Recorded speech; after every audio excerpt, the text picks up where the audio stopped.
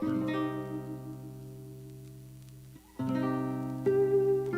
me, what is your tribe? The tribe of know-it-all busybodies who can't stop thinking about stuff. I love it. That's good. That's a good tribe to be in. They're my people, and that's sort of what has kept me here in Washington for these years. Sometimes when I'm reading, I'll tell people, like, can you imagine how crazy I would be if I hadn't written this shit down?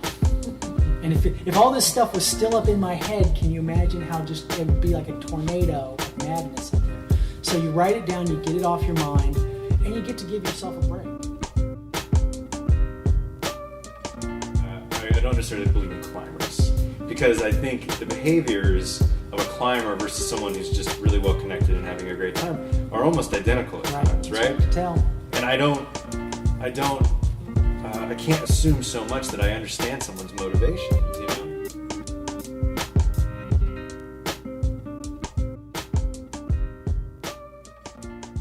Hello, welcome to the Palaways Podcast. My name is Alex Vidalis. Today's episode, part 2 of our interview with Buck Downs. Maybe you listened to part 1, maybe you didn't. If you have listened to part 1, this is a reminder. If you have not listened to part 1, this is new to you.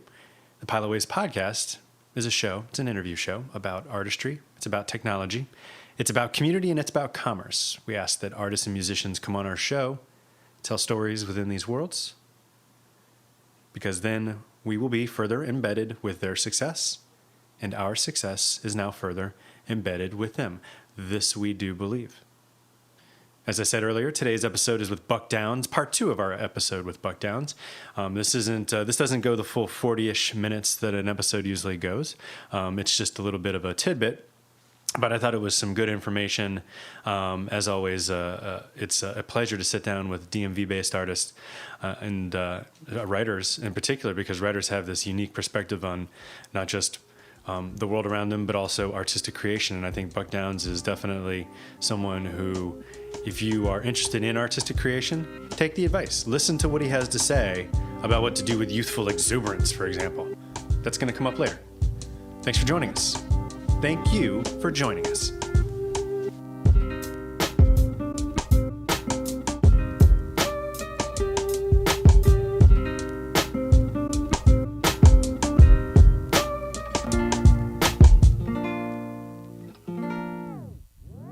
How is DC the best city in the United States for poetry?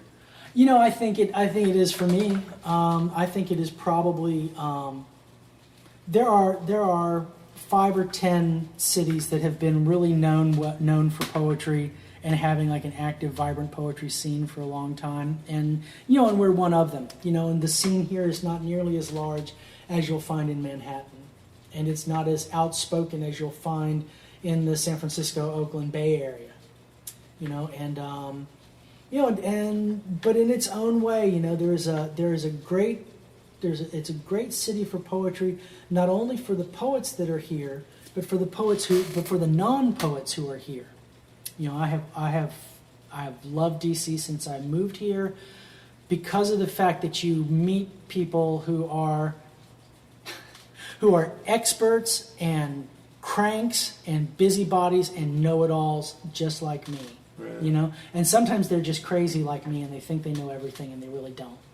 But then other times you're sitting at a bar and you're talking to a guy, and it turns out that he is actually the expert on the history of agriculture in France. Right. I'm like, geez, wow. Like, he's actually, And you meet a woman who, like, yes, I'm actually sort of like the finance expert on Egypt. Right. And like, wow. Meeting people who are really educated, really smart, and really kind of obsessed about specific topics, like, oh, okay, well, I'm really educated and I'm really involved and I'm really obsessed about my topic, which is poetry, and and that's not what you're obsessed about, but we still have this thing in common. Right. Of being like intelligent, curious, engaged people in the world. And so even though the subject matter is different, the passion is still there, and that's what's made Washington kind of an exciting thing for me. And that's interesting. I you know, never looked at it that way. And to say Washington is a passionate town would get you some stares from some people, right? I think I'm wondering about that. Like when you say that, my initial reaction is to disagree, but whether you show it in a passive-aggressive manner or an aggressive manner, passion is still embodied, right? I mean, the passion is buttoned up. It is very, but it's there. It's You're right. buttoned up and it's organized and it's focused. Like a volcano. Yeah. I tried to have this conversation with a friend of mine. We were talking about climbers. Do you know what someone would mean if they said climbers? Mm-hmm. And I don't necessarily, because I'm too wishy-washy to take a stance on it, I don't necessarily believe in climbers. Because I think the behaviors of a climber versus someone who's just really well connected and having a great time are almost identical at times, right? It's hard to tell. And I can't assume so much that I understand someone's motivations. I can tell you what my feeling is based on their personality, but even that's just a projection of what I think their personality is, right? I have no idea. I don't go into their house and watch them like pet their dogs or cats or anything like that. I'm sure they're lovely people, but I think DC has that across the board. Like everyone is, even if they're not trying to get somewhere else, they are looking around the room wondering who else is there. Just because we've all got ADD, we just want to know who else is in the room. That's all. Like the passion of an intellectual, right? Is sometimes a restrained thing, right? It's not necessarily like the passion of an athlete, the passion of a musician, the passion of a religious man. Right. But it's still there, and and that's So just to sort of have that resonance. Sure. With, I kind of found my people. Right. I found like the tribe of like know-it-all busybodies who can't stop thinking about stuff. Tell me, what is your tribe? The tribe of know-it-all busybodies who can't stop thinking about stuff. I love it. That's good. That's a good tribe to be in. They're my people. And that's sort of what has kept me here in Washington for these years, is just continuing to meet fascinating people. And in my work as a freelance writer, that's been the most rewarding thing as I've been cultivating that business. Because what I do is work with business people to help them get it out of their head and onto paper where they can see it. Right. And is that going to be a product plan, a business plan, a marketing plan, whatever? But getting to talk to people who are passionate about things like I can't imagine being passionate about banking. Yeah. Then you meet a banker who's passionate about banking and the kind of service that he can provide to the neighborhood that his bank is located in. Like, wow, that's actually fascinating. Right. It's always there's a personal story attached to it, and there's always that moment in the movies that's so silly, but it actually has some sort of basis in reality, where they're like, "Oh, Helen Hunt, why are you chasing tornadoes?" And she's like, "Because my family was killed by tornadoes, and I seek to understand them." Oh, well, that makes all the sense in the world. It's the same with everything in life. Like, well, what made you get to banking? I don't know. My dad always took me to the bank. It was some of the happiest times I ever had. I'm going to say it right here, right now. If none of you have ever had some great times at the bank with your mom or dad, what the fuck was I talking about there? This is an asinine. I was trying to think of something, that, it's a personal story that brings you oftentimes to a particular profession or hobby or vocation or artistic interest. I wanted to take a special moment right now to tell you about DC Podfest. Look up DC Podfest on Facebook. Look up dcpodfest.com. November 6th to the 8th, we're going to be celebrating podcasts, especially ones that are created for and about the DMV or centered around the DMV. And we really want you to come out and participate. You're going to get to see live shows. You're going to get information about starting your own podcast.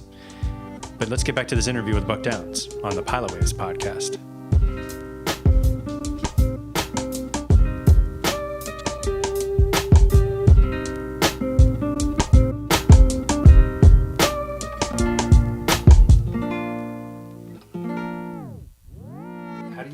How did you come to know what should be saved and what shouldn't? Like, how did you eventually learn that for yourself?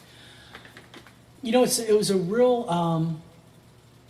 process of making horrible mistakes, like writing stuff that that was too labored and too hard.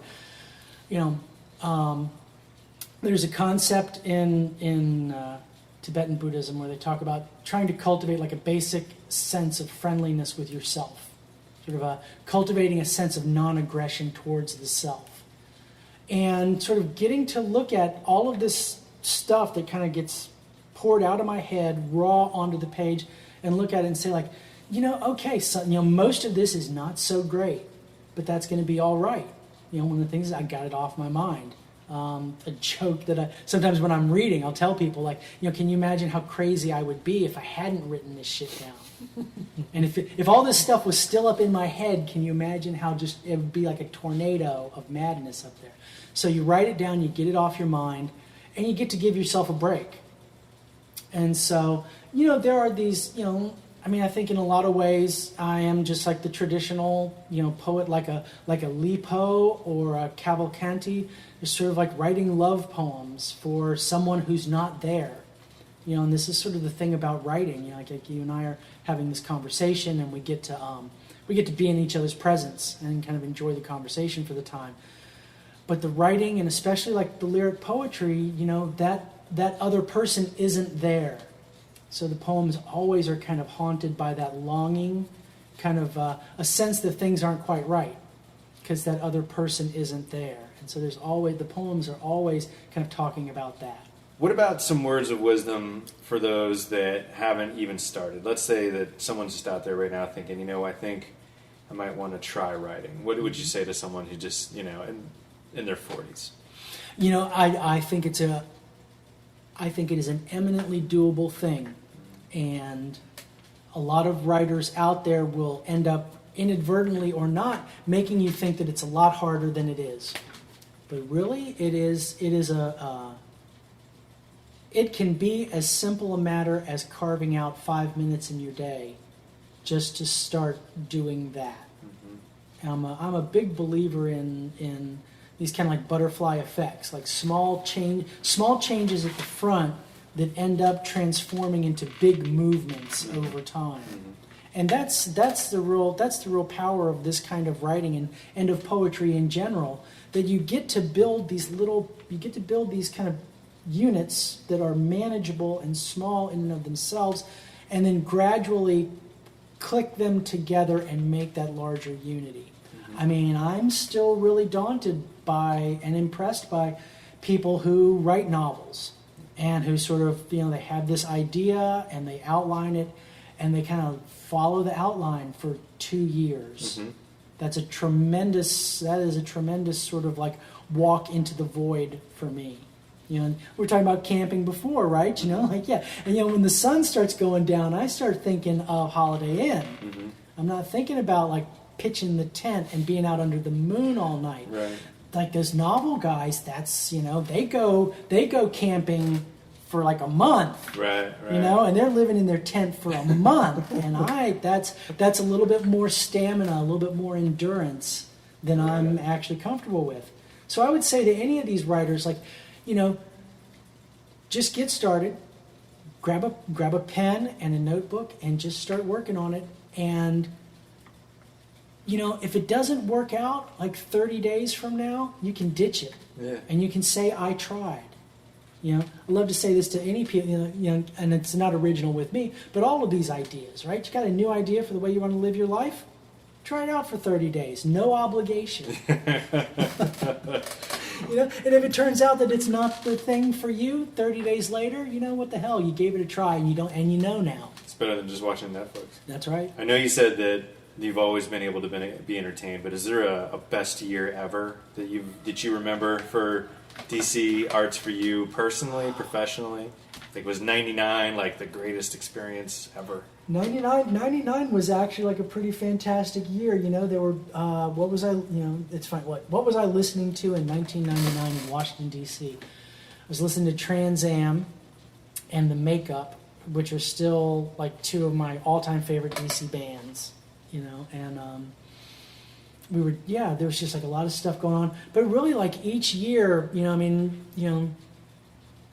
there have been like 2 or 3 really difficult years, but most of the years have been pretty fantastic as far as having found my feet, found my footing, here in Washington and having musicians and poets and artists that I'm able to interact with, every year has been a real bonanza, in hard times and in good times. And then we spoke of the youthful energy. If you could speak to the youthful energy right now, because, I know how, especially like people in their 20s, they're just, the energy level is so abundant, they don't even know what to do with themselves. Like, what would you tell young people who wanted to get into writing and even artistic creation in general? What should they be doing with that boundless energy?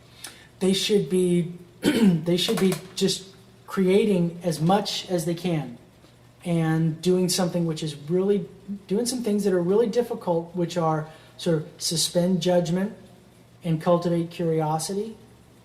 And those are two things, like, sort of, if you can just cultivate curiosity, it really changes the whole world. I'm sort of, for mysterious reasons beyond my understanding, I'm a little bit wired to kind of look at the world and be like, that kind of sucks. Fuck y'all. And so it has actually been like a task for me to learn about, somebody is saying just some kind of crazy stuff, and to cultivate some curiosity about that and be like, so tell me more. Tell me more about why you think that. And that has paid off unexpected dividends for me in terms of learning more about the world, getting more comfortable with a more powerful kind of vocabulary and language to use in poetry. Right. And so those are two things of, like, I think we spend a lot of time, I know I did as a young person, I spent a lot of time kind of making snap judgments about my behavior, making snap judgments about other people's behavior. And the ability to kind of just hang out for a second and pause and not jump to a conclusion so quickly, again, is something that has paid off great benefits for me. Because I'm not trashing stuff, I'm not throwing, get to look at something a week later and be like, oh, that thing I thought was horrible is not so horrible. My mind went to, when you said not make snap judgments on things, you said, like, you miss out on fun times. Could you tell your friends that those are bad ideas? Right. So I remember I was sitting there when Buck and I were doing this interview, and when he said the thing about making snap judgments, that is instantly what I thought of as the times that I have told my friends, you know what, that's a bad idea. And then I don't get to experience some sort of awesome badassery time that they all had together. As always, thank you for listening to the Pileaways podcast. This episode a little bit shorter than usual, but I think there's still some great interview material there with Buck Downs from the DC poetry scene. Make sure that you hit us back for feedback at culture@pileawaves.com. Go to our Facebook page, look up Pileawaves. You can tweet us at Pileawaves. Looking forward to seeing you at the live show September 18th at the Bossa Bistro. And a special thank you to Amanda Kleinman. As always, you are the muse, and I love you. Be good to each other. That's the most important thing, though. You got to remember to be good to each other.